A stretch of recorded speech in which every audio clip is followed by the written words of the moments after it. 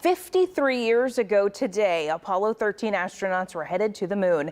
It was NASA's third moon landing mission, but the astronauts never made it to the lunar surface. During the mission, an oxygen tank explosion forced the crew to forego the moon and get all three astronauts back home safely.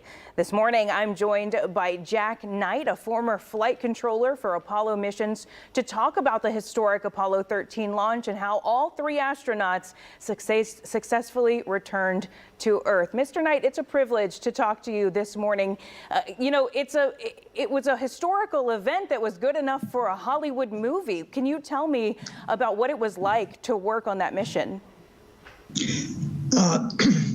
Well, it began pretty normally. The launch, as I recall, was pretty normal.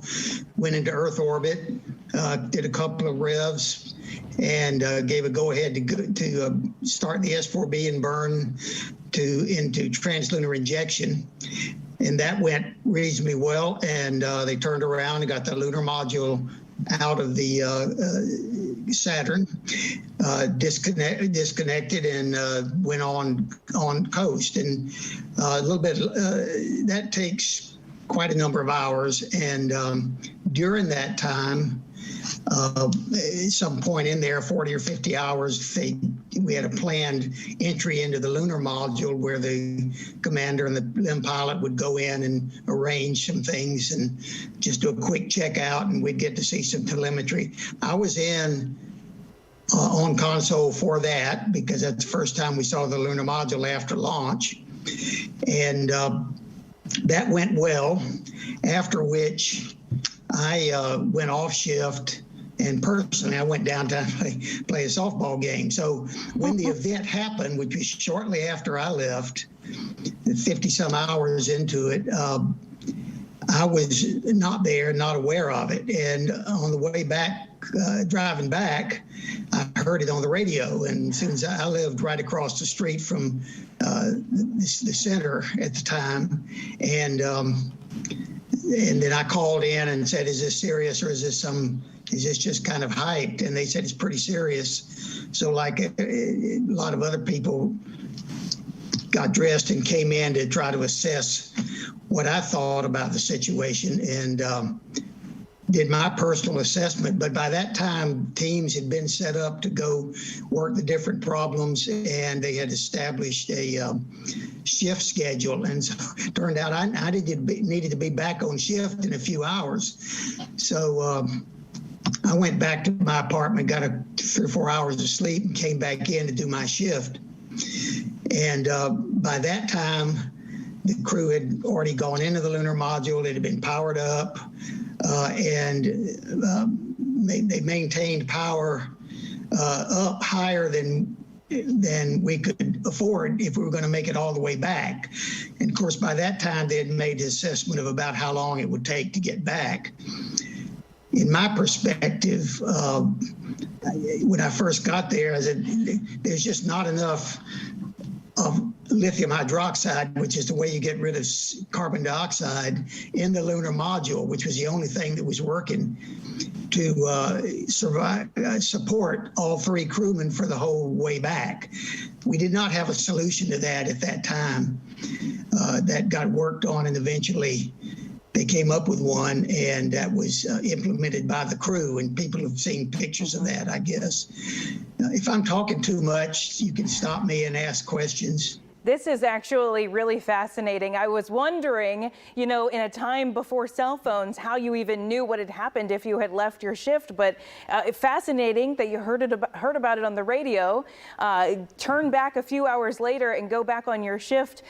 What was it like among your colleagues? I mean, you had the weight of the world on you at a time when the whole world was interested in what you were doing. Can you explain what the emotions were like when you were doing that?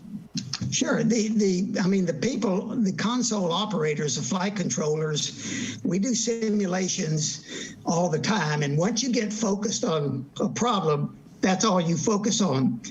And I did not pay any attention personally to whatever was going on outside I'd come on, I'd do my job, I'd contribute, I'd go home. I might watch a little bit of television or something, but usually you'd get your sleep and get ready to come back. And so once we were into that mode of shifting, which happened fairly shortly thereafter, because there was a lot of other things to do. So you had to get into a routine process, and then other people that could work specific problems. So the people that were working on the command module power up and the what you would have to do to get back into the command module, because that was the only way you could get back to landing.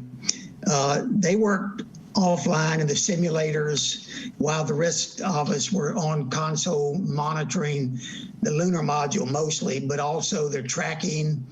They were looking ahead, particularly doing a lot of trajectory planning and where in the you'd splash down in the Pacific. I guess there was a hurricane going on, or potentially. So there was a lot of other planning and thinking going on. And of course, they were also early on, we're working on that lithium hydroxide problem. In addition to that, but like I said early on, before we went around the moon, they needed to keep the knowledge of where the vehicle was in the lunar module, at least until the time you could do a correction burn. At Apollo 13 was the first flight we did where we were not on a pure free return trajectory. You'd have gone around the moon and come back, but you'd have been not targeted to land or to enter the Earth at the right spot. So we had to get back on a free return trajectory. The trajectory people worked all of that, but you had to keep the LEM powered up because you had to keep its knowledge. So you had to keep the computers powered up. So you had to keep its knowledge to where it was. That went on for a while, but we could not keep that level of power up and make it all the way back. So they kept it up as long as they had to, got around the moon, did the correction burn, and then we went into a real significant power down and got the lunar module down to about 300 watts. And we stayed that way almost all the way back. All right, Mr. Knight, you are an incredible person to talk to. It has been an honor to talk to you this morning. We do have to let you go now, but I will say that we all know in the end it was a success, and we know you are one of the people that we have to thank for that. You've made Houston history, and it was an honor to speak to you this morning on the 53rd anniversary since Apollo 13. Thank you so much, Mr. Knight. Okay, thank you.